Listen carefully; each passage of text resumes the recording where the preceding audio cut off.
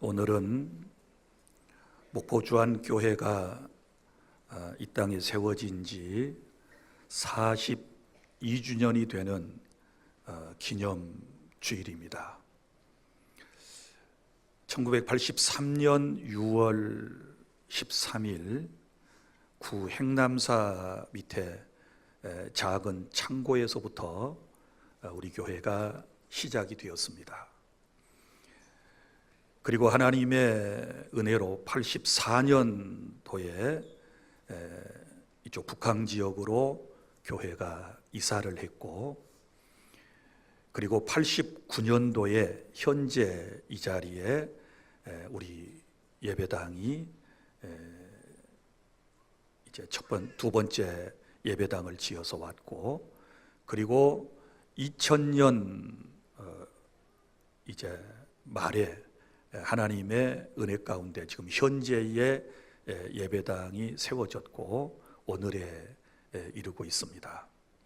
하나님께서 우리 목포 땅에 살아가는 수많은 영혼들을 사랑하셔서 목포주안교회를 하나님이 세워주셨고, 하나님의 은혜 가운데 한때는 3,200명 정도의 성도, 지금은 한 2,000명 정도의 성도가 하나님을 섬기고 하나님의 나라 확장을 위하여 힘써 일하고 있는 그런 공동체입니다.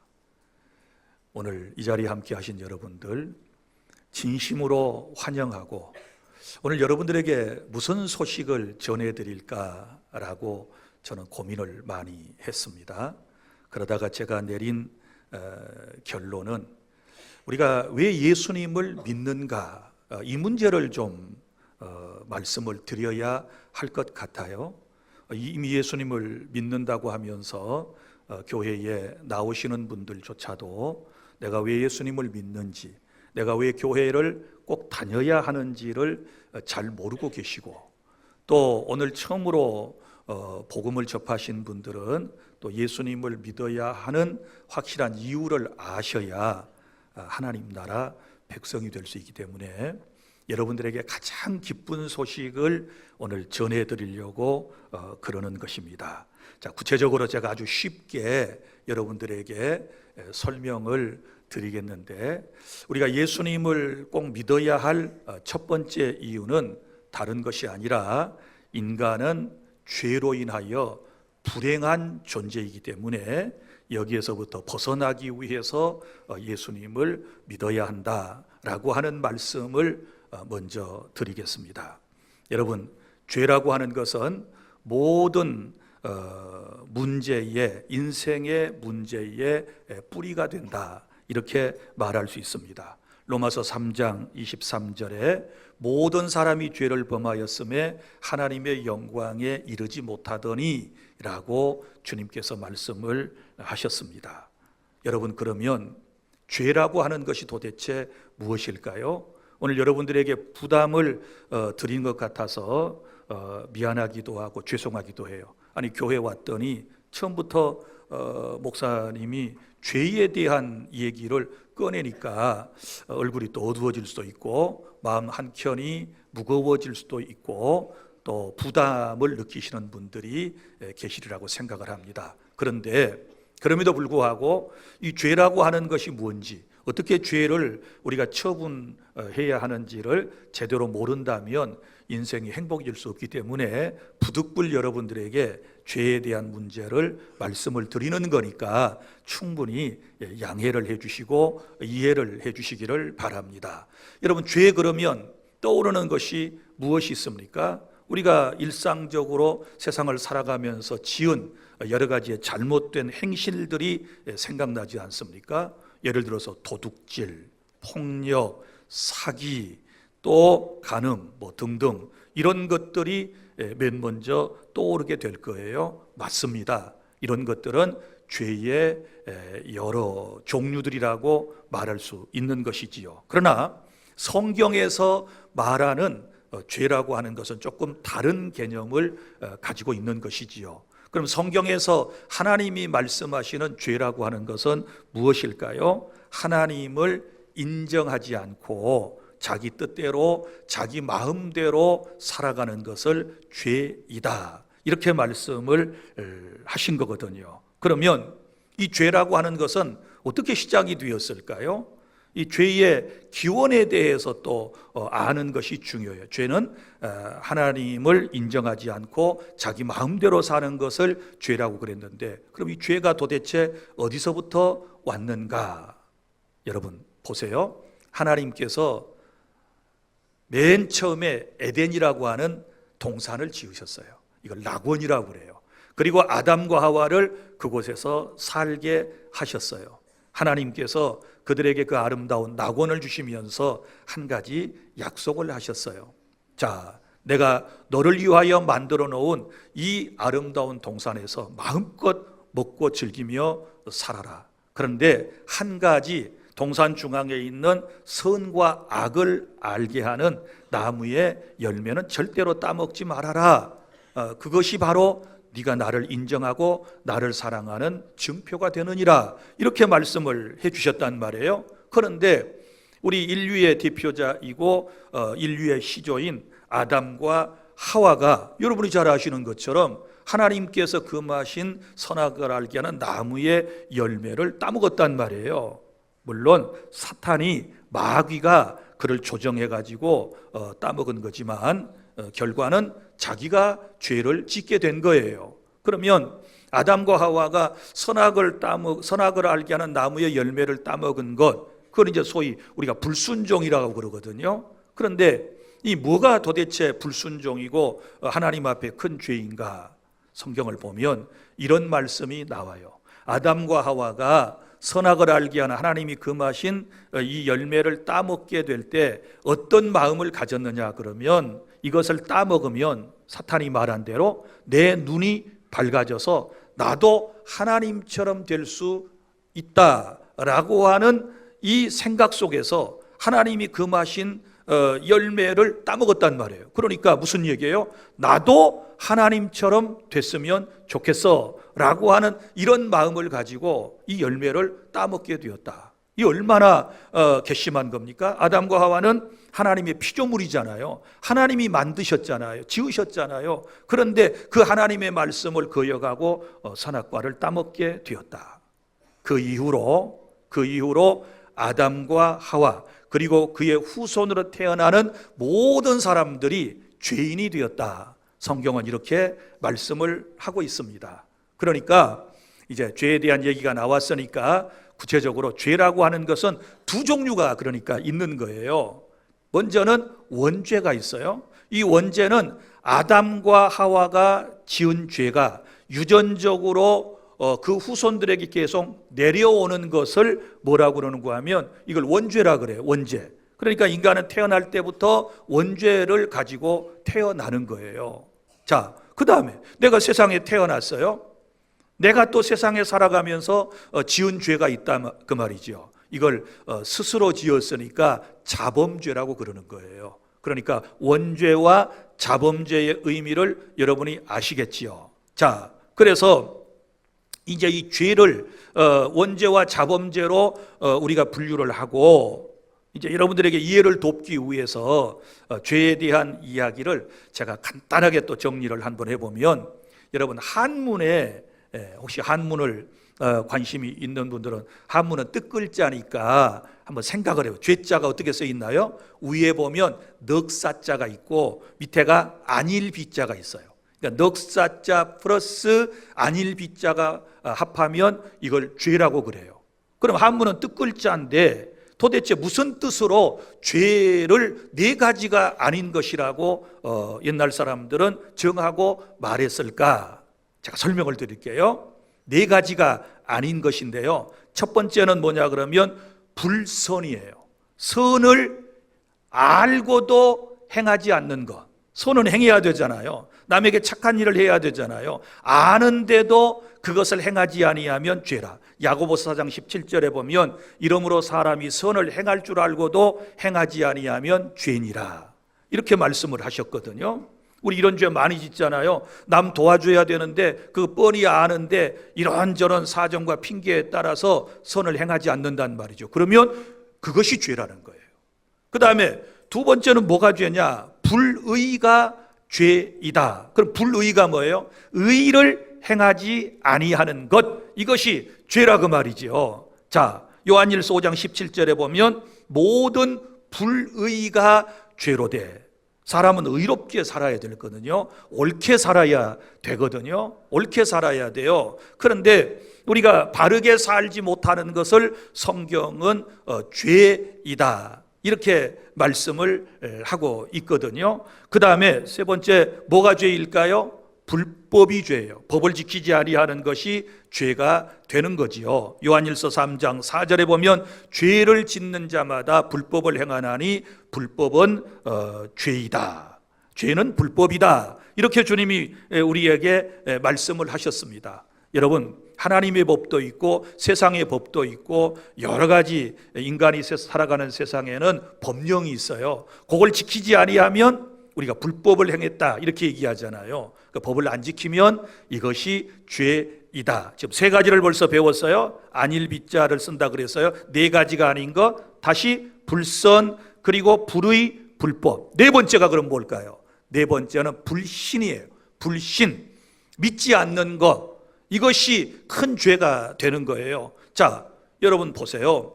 내가 분명히 부부관계를 통해서 내 아내가 그 배가 불러가지고 그 해산의 고통을 체험하면서 나를 세상에 낳았는데 내가 부모를 믿지 않는다? 당신이 어떻게 내 아빠고 엄마인지 내가 알 수 있습니까? 인정 못합니다. 그러면 그것보다 더 큰 불효죄가 어디가 있겠어요? 그죠? 이걸 불신이라고 그러거든요. 그런데 성경에는 믿지 않는 것이 죄라 그랬는데 요한복음 16장 9절에 보면 죄에 대하여라 함은 그들이 나를 믿지 아니하며, 이랬단 말이에요. 그 죄가 뭐냐? 그들이 나를 믿지 않는 거다. 세상 사람들이 나 예수를 하나님의 아들로 그리고 나를 구주로 믿지 않는 것이, 그것이 죄이다. 로마서 14장 23절에는 믿음을 따라 하지 아니한 모든 것이 다 죄이다, 이렇게 말씀을 하셨단 말이에요. 그러니까 죄가 뭡니까? 죄가 가장 큰 죄는 불신이에요. 하나님을 믿지 않고 예수님을 구주로 믿지 않는 것이 죄이다 라고 성경이 말씀을 하고 있는 것입니다. 그런데 여러분 보세요. 우리는 이러한 죄성을 가지고 세상을 살아가는데 하나님보다 돈과 명예 그리고 나 자신을 더 사랑하며 세상을 살아가고 있지 않습니까? 또 진실을 외면하고 거짓말로 모든 상황을 넘길 때가 있고, 욕심 때문에 형제자매에게 시기와 질투를 우리가 가질 때도 있고, 또 미워하는 마음을 가지지 않습니까? 또 부모님을 공경하지 않는 것, 또 자식들이라고 무시하고 함부로 대한 것도 죄이거든요. 음란과 탐욕과 분노와 증오와 교만과 게으름과, 제가 죄의 목록을 얘기한다면 한도 끝도 없을 거예요. 이런 모든 것은 내 안에도 있고 여러분들도 지금 짓고 있는 죄의 여러 종류들이다, 이렇게 말씀을 드릴 수 있는 거예요. 그래서 옛날 사람들은 억만죄악에서 우리를 구원하셨다. 억만, 그만큼 죄가 셀 수 없을 만큼 많다, 무겁다라고 하는 것이지요. 여러분, 사람들 앞에서는 의롭게 보이고 착한 사람처럼 보였지만 하나님 앞에서는 그 어떤 사람도 의로운 사람이 없어요. 믿습니까? 로마서 3장 10절, 의인은 없나니 하나도 없다, 이렇게 말씀하셨어요. 그럼 교회는 어떤 곳이냐? 교회는 의인이 오는 곳이 아니에요. 의롭고 착하고 바르게 사는 모범생들만 교회에 오는 것이 아니라 예수님께서 말씀하셨어요. 나는 죄인을 부르러 왔어. 나는 죄인을 불러 회개시켜가지고 나의 백성 복된 사람으로 만들기 위해서 내가 왔고 그리고 교회를 세웠다, 이렇게 말씀을 하시잖아요.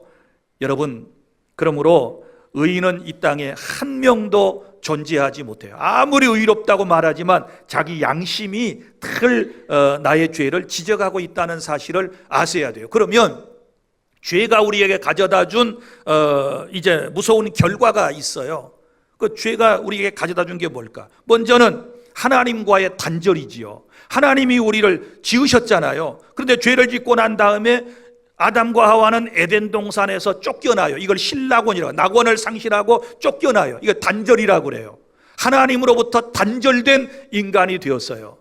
그때부터 찾아온 게 무엇일까요? 마음속에는 혼란과 공허함이 죄를 지은 인간의 마음속에 찾아오기를 시작했어요. 여러분 한번 물어봅시다. 10년 전, 20년 전, 30년 전, 40년 전, 50년 전에 비하면 지금 훨씬 더 좋은 환경에서 잘 먹고 잘 사시잖아요. 그렇지 않습니까? 여러분이 꿈꾸던 세상이 지금 펼쳐지고 있잖아요. 여러분에게 없는 것이 뭐가 있어요? 옛날에 없던 것 지금 차고도 넘쳐요. 우리는 너무나도 좋은 환경 속에서 풍요로움을 느끼며 누리며 그렇게 인생을 살아가고 있습니다. 그런데 참 희한합니다. 그런데 마음이 불안합니다. 많은 걸 누리고 쌓아놓고 쟁여놓고 사는데도 늘 마음속에는 외로움이 있습니다. 만족감이 없습니다. 공허함이 있습니다. 구멍이 뻥 뚫린 그런 공허함이 우리의 마음속에 있습니다. 그 무엇으로도 채워지지 않아요. 아무 것으로도 내 마음이 채워지지 않아요. 그래서 어떤 사람들은 밤새 잠을 못 자다가 지금 겨우 이 자리에 오신 분들도 있을 거예요. 음식 맛을 잃어버린 사람도 있을 거예요. 음식이 없어서 못 먹는 게 아니라 진수성찬이 앞에 차려져 있는데도 입맛이 없어가지고 못 먹는 거예요. 하루하루를 살아가는 것이 지옥과 같고 너무 힘들어요. 왜요? 이 좋은 세상에 살아가면서 왜 그렇습니까? 없던 자동차도 생겼고, 여러분 좋은 아파트에서 살고, 냉장고도 있고, TV도 있고, 핸드폰도 있고, 옷도 장롱을 열어보면 여기저기 가득 차 있는데 다 쌓아놓고 살면서 왜 이렇게 인간의 마음속에 공허함과 만족이 없을까요? 이게 너무 안타깝지 않습니까?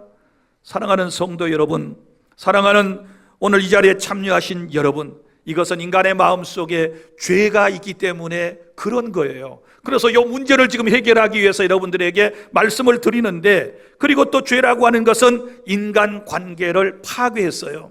여러분 보세요. 행복했던 부부가 왜 갈라섭니까? 뭔가 그 부부 사이에 죄가 들어와서 그래요. 여러분, 화기애애한 가정이 왜 깨지고 형제들의 의가 상해가지고 왕리조차도 하지 않습니까? 왜 명절이 되어도 전 한 통도 못합니까? 그거 다 죄 때문에 그런 거예요.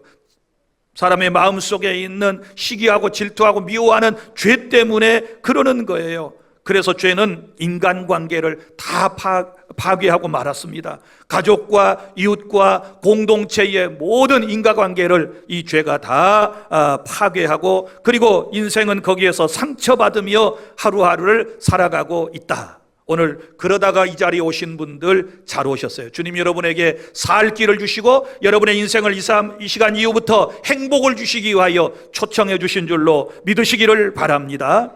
그리고 가장 두려운 것이 있는데요, 죄가 우리에게 가져다 주는 게 뭔지 아십니까? 죽음이에요. 그리고 죽음 이후에 심판이에요. 히브리서 9장 27절, 사람이 한 번 죽는 것은 사람에게 정해진 것이요 그 이후에는 심판이 있다. 여러분, 사람이 왜 죽는가? 이거 고민해 보셨나요? 생각해 보셨나요? 사람은 왜 죽는가? 도대체 왜 죽는가? 왜 흔히 말하는 생로병사의 과정을 거치고 마지막에 죽는가라고 하는 거, 이거 생각해 보셨나요? 성경은 분명히 우리에게 말합니다. 로마서 6장 23절, 죄의 싹은 사망이요. 죄의 싹은 사망이다. 인간이 죄를 지었기 때문에 누구나 죽는 거예요. 제가 예언을 하겠습니다. 여러분 분명히 죽으실 거예요. 그리고 저도 분명히 죽을 거예요. 앞으로 태어나는 모든 인생은 반드시 살다가 때가 되면 죽을 거예요. 안 죽을 인생은 한 명도 없어요. 아무리 발버둥을 치고 연기해 보려고 하고 수완을 연장해 보려고 발버둥을 치지만 때가 되면 인생은 죽는답니다. 그런데 죽으면 그대로 끝나버리면 얼마나 좋겠어요?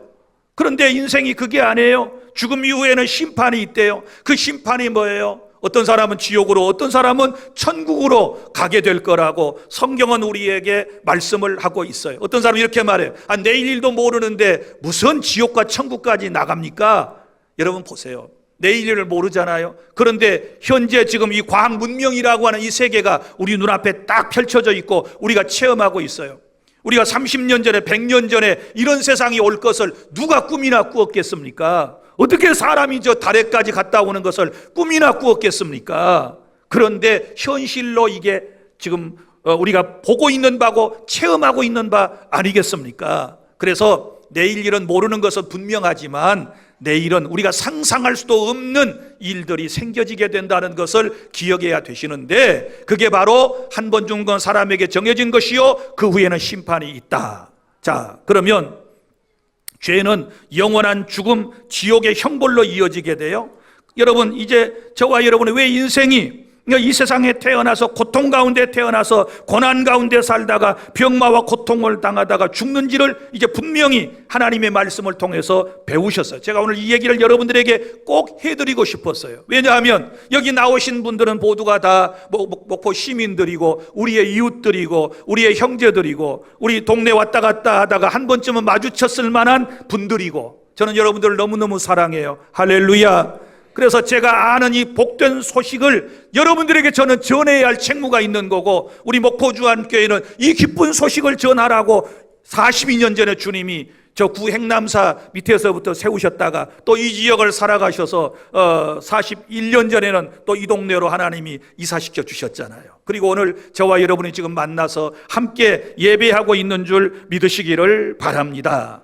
자, 그러면 이제 죄 때문에 내 인생이 무너지고 죄 때문에 고통을 받고 살다가 죽는다라고 하는 말씀을 드렸습니다. 그러면 둘째, 어떻게 그러면 인간에게 고난과 고통과 죽음과 멸망을 가져다 준 이 죄의 문제에서부터 벗어나서 우리가 구원받고 행복할 수 있을 것인가? 이 문제를 이제 여러분들에게 설명을 드리겠어요. 여러분 보세요. 죄는 예수님만이 이 문제를 해결할 수 있으세요. 사람들이요, 이 고통에서 벗어나기 위해서 온갖 방법을 다 시도하고 있습니다. 그렇지 않습니까? 어떻게 하면 고통과 죽음에서 공허함에서부터 해방될까? 어떤 사람은 돈을 열심히 벌어요. 막 돈만 많이 벌어놓으면 그 돈 가지고 내가 바라는 모든 꿈을 이룰 수 있을 거다. 돈을 열심히 봅니다. 잘하셨어요. 돈 많이 버셔서 부자가 되십시오. 그리고 많이 남으면 저도 좀 주십시오. 저도 곧 은퇴해야 되니까 저하고 나눠 쓰시자고. 돈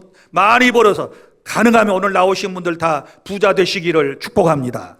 자, 또 어떤 사람은요, 이 마음속의 공허함과 어려움을 해결하기 위해서 상담을 받아봅니다. 자, 아주 상담가들이 하는 일들이 참 많아요. 인생을 이제 상담을 하는 거지요. 그러면 그분들의 얘기를 들으면 마음이 편해져요. 그죠? 그리고 내 속에 있는 걸 다 끄집어내주고 다 알아주고 막 말을 그분들이 막 착착착 해주는 거예요. 지금 마음이 이러시지요, 이러시지요, 이러시지요. 얼마나 힘드세요? 그러면 눈물을 막 줄줄줄 흘러. 줄줄 흐르면서 너무 고마운 거예요. 그런데 며칠 지나고 나면 또 불안하고 또 외롭고 또 고독하고 또 슬프고 또 잠을 못 자고 또 인간은 여전히 그 인간은 또 미워지고 이러는 거예요. 그러니까 이것도 근본적으로 해결하는 문제가 아니에요. 또 어떤 분들은요, 이 문제를 해결하려고 친구를 만나, 수다를 떨어. 친구를 만나는데 카페에서 만나. 1시간 내내, 한나절 내내 이 얘기 저 얘기, 남편 흉보다가 아내 흉보다가 자식들 흉보다가 며느리 흉보다가 막 이러면 이제 말할 때는 너무너무 막 마음이 후련해져요. 그리고 이제 끝나고 가면서 전화로 또 하자이? 이래. 할 얘기 다 해놓고 또 할 얘기가 있는 것은 이것도 문제 해결이 안 돼요. 그리고 친구를 만나서 흉금을 털어놓고 다 한 얘기가, 여러분, 그 앞에 있는 친구가요, 처음에는 그래, 그러겠다, 너 그런 세상 살았냐, 이렇게 얘기해 주는데요, 나중에는 그게요, 여러분에게 빌미가 돼가지고요, 이게 이제 흉이 돼가지고 그 들은 친구가 누구 말이야, 내가 어제 커피 함께 마셨는데 그 행복한 줄 알았더니 그 집 그거 아니더라, 부부관계 안 좋은 것 같아, 지금 뭐 자식들은 어려운 일이 있는가 봐. 이게 이제 소문으로 퍼지게 되면 더 복잡해져요. 그러니까 친구 만나서 수다 떠는 거, 이거 하나의 문제를 해결해 나가는 일순간의 방법일 수 있지만 영원한 문제 해결은 안 되는 거예요. 또 어떤 사람은요, 여행을 떠나자 그래가지고 아이고 이놈의 세상 돈 모아놨다가 뭐하냐, 이거 저 며느리가 빌려달라 그래가지고 안 줘버리고, 자식이 뭐 사업한다고 잠깐 돌려달라고 그래서 아직도 안 주고 그러는데, 이 벌어놓은 가지고 여행이나 다니자. 여행을 나가는데 여행도 건강할 때 다니지, 이제 70, 80, 90 돼가지고 다니자니 걸어서는 다닐 데도 없고, 가자니 이것도 잘 동무가 있어야 가는 거지요. 이것도 잘 안 돼. 또 여행 다녀오면 뭐예요? 다녀오면 그때만 즐겁지요. 막 이것저것 보따리 선물이라고 사가지고 와서 아들한테 며느리한테 선물했더니 세상에 이런 걸 사가지고 왔냐고. 요즘 누가 이런 옷을 입냐고, 누가 이런 것을 목에다 걸고 다니냐고 핀잔이나 듣고. 그러니까 여행도 답이 이게 아닌 것 같아요. 어떤 사람은 너무너무 인생이 고통스러우니까 술을 마셔. 처음에는 잠깐 잊어버리려고 한 모금 두 모금 마신 것이 이제는 저녁에 실수 안 하고 내가 이거 먹고 딱 잠자고 말아야지 하다가 낮에도 대낮에도 이제 또 먹어. 이래가지고 이제 술주정뱅이가 되고, 어떤 사람은 마약에 빠지기도 하고, 어떤 사람은 인생의 이 고난과 고통을 잠시 벗어나기 위하여 도박에 빠지는 사람도 있고요. 어떤 사람은 다른 종교에 심취하고 명상에 빠지는 사람도 있고, 또 어떤 사람은 운동으로 풀어보려고 열심히 운동을 하고, 또 어떤 사람은 책을 열심히 읽는 분들도 있어요. 잘하신 거예요. 인생은 어떻게 하든지 살아보려고 발버둥을 쳐야 될 줄로 믿습니다. 문 꼭 걸어담그고 밖에도 안 나오고 아무것도 안 하고 그렇게 있으면 문제 해결 안 돼요. 잘하신 거예요. 하지만 이런 모든 것들은 일시적인 위안뿐 죄의 문제를 절대로 해결하지 못한다라고 하는 사실을 아셔야만 하는 것입니다. 그래서 예수님은 이 죄를 통하여 인간이 고통받는 것을 아시고 이 문제를 해결해 주시기 위해서 하늘에서 오셨어요. 그래서 하나님이 세상을 이처럼 사랑하사 독생자를 주셨으니, 그 독생자는 예수님이시거든요. 그 예수님이 이 땅에 우리를 그 고통 가운데서, 사망 가운데서, 멸망 가운데서 구원하기 위하여 오셨어요. 그런데 오셨는데 우리와 똑같은 모습으로 오셨단 말이에요. 인간으로 오셨어요. 그런데 인간이시면서도 그분은 완전하신 하나님으로 오신 거예요. 이걸 유식한 말로 교회에서는 신성과 인성을 가지시고 오셨다 이러는 거예요. 그러면 예수님이 왜 사람을 구원하기 위하여 완전한 사람이셨고 완전한 하나님이셨을까 생각해 보셨나요? 저도 여기에 대한 많은 고민을 했습니다. 이런 겁니다. 보세요. 왜 인간이셔야 됐느냐? 사람의 죄는 사람의 목숨으로 그것을 대가를 치를 수 있어요. 물론 구약 성경에서는 일시적으로 짐승이라고 하는 동물을 통해서 우리의 죄를 용서해 주셨어요. 인간의 죄를 지으면 동물에다가 죄를 다 뒤집어 씌워가지고 그 동물을 하나님 앞에 이제 바침으로써 우리의 죄가 용서받아. 이거 일시적이에요. 한시적이에요. 그러나 예수님께서는 이제 오셨단 말이에요. 완전히 우리의 속죄를 단번에 이루시기 위하여 사람의 몸으로 오셨는데, 사람으로서 사람이신 그분께서 우리의 죄를 대신하여 십자가에서 피를 쏟고 죽으셨음을 믿으시기를 바랍니다. 이것을 대신 속죄의 제물로 죽으셨다. 그래서 대속 제물로 죽으셨다. 이렇게 표현을 하는 것입니다. 그런데 이제 보세요. 사람으로서 내 죄값만 치러주고 죽으셨고 살지 못하면 아무 소용이 없어요. 우리가 살아나야 되잖아요. 살아나야 돼요. 그래서 예수님께서 우리 죄 때문에 십자가에서 죽으셨다가 사흘 만에 죽음을 이기시고 부활하셨어요. 할렐루야. 그러면 부활하시려면, 죽었다가 살아나려면 사람은 못해. 그래서 하나님이 필요하신 거예요. 하나님. 그래서 예수님은 신성을 가지고 오신 줄로 믿으시기를 바랍니다.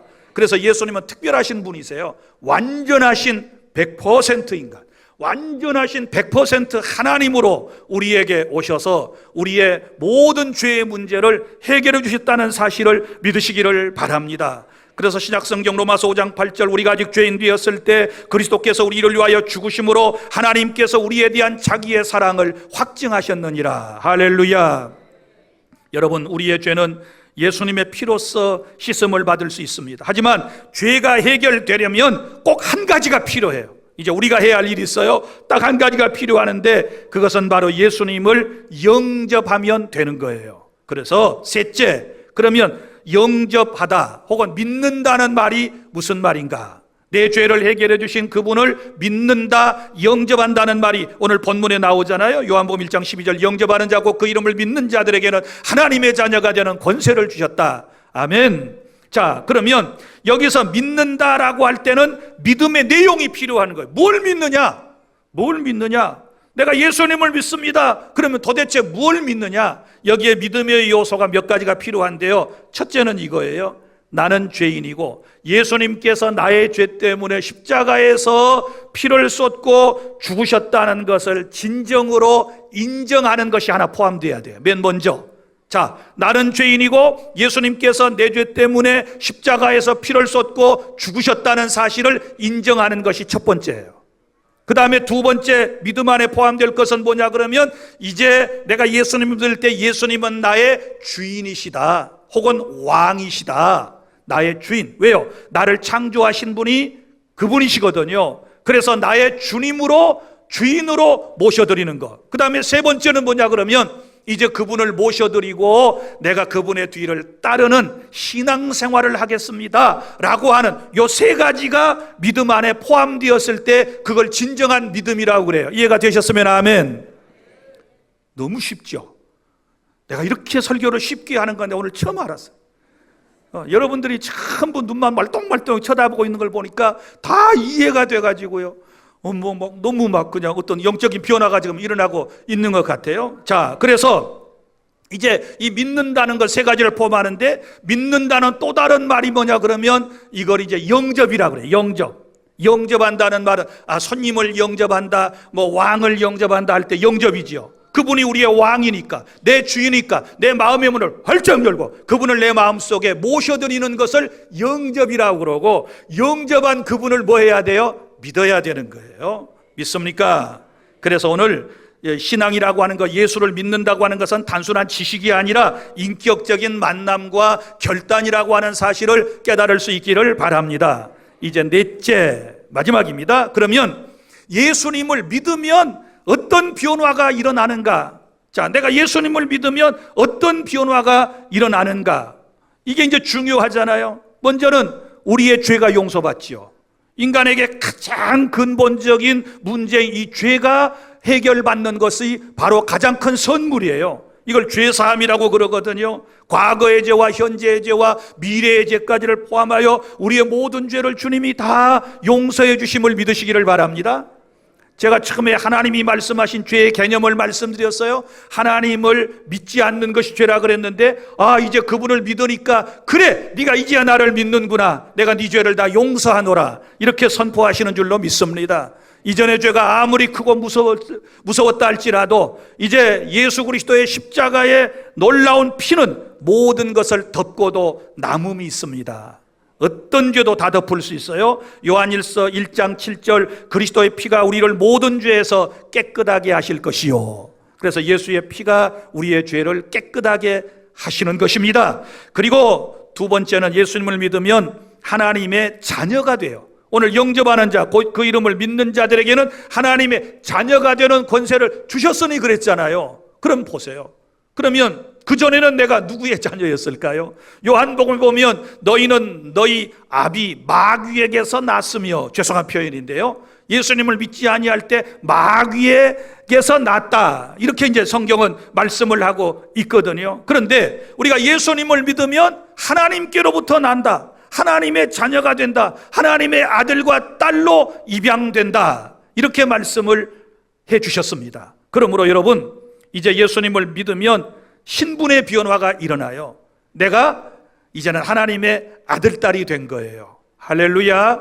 자, 그럼 하나님의 아들딸이 되면 하나님이 책임져 주실 줄 믿습니다. 하나님의 아들딸이 되면 사랑이신 그분께서 나를 사랑해 주실 줄로 믿으시기를 바랍니다.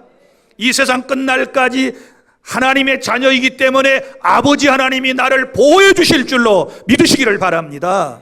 그러니까 이게 놀라운 은총이에요. 내가 하나님의 아들과 딸이 되는 것.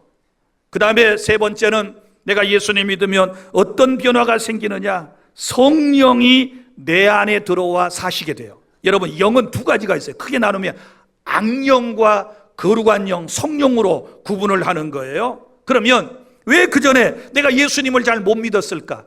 복음을 들었는데 그 복음을 이해를 하지 못했을까? 왜 교회에 나오기가 그렇게 힘들고 어려웠을까? 죄송해요. 영적 문제로 한번 풀어볼게요. 그것은 악한 영이 여러분들이 예수 믿는 것을 원치 않았어요. 왜냐하면 그동안 악한 영이 여러분들을 통제하고 여러분을 주장하고 있었거든요. 그래서 복음을 들으면 허투루 듣게 하고, 복음을 들으면 이해를 못하게 만들고, 마음을 혼미하게 만들었단 말이죠. 그런데 너희가 믿을 때 성령을 받았느냐? 성경이 이렇게 말씀을 했는데, 내가 예수를 믿는 순간에 이런 악한 영이 떠나가고 거룩한 영, 하나님의 영이 내 안에 들어오시는 줄로 믿습니다. 그러면 그때부터 이제 교회 가고 싶을 수 있는 거예요. 그리고 교회 나오게 되는 거예요. 복음을 들으면 이해가 되는 거예요. 설교가 이해가 되는 거예요. 그리고 이제는 악령이 떠났기 때문에 나는 성령 안에서 어떻게 살아요? 거룩한 존재로 살아갈 수 있는 줄로 믿으시기를 바랍니다. 그러니까 내 삶의 모습이 점점 달라져요. 이제는 거룩한 영이 나를 움직이니까. 악한 영을 성경은 더러운 영이라 그랬는데, 더러운 영이 임하면 항상 더러운 것만을 따라다니게 되고 더러운 것만 먹게 되고 더러운 생각만 하게 돼요. 그런데 이제는 성령, 거룩한 영이 오시니까 깨끗하고 거룩하고 좋은 생각만 하게 하시고, 하나님의 성령이 나의 마음에 변화를 주시고 내 삶을 바꾸어 나가셔 주시는 줄로 믿으시기를 바랍니다. 그러니까 예수 믿으면요, 내 모습이 달라져요. 내 모습이 달라져. 말하는 것도 다르고요, 얼굴 표정도 다르고요. 지금 여러분 30분 설교를 들었는데 얼굴이요 지금 온화해지고요, 평안해지고요. 예수님 사촌 비슷해. 천사하고 늘 이렇게 뭐 얘기도 하고 막 그러는 사람처럼 지금 보여요. 할렐루야. 이건 주님이 내 안에 계셔서 내 삶에 지금 변화를 주시는 줄로 믿으시기를 바랍니다.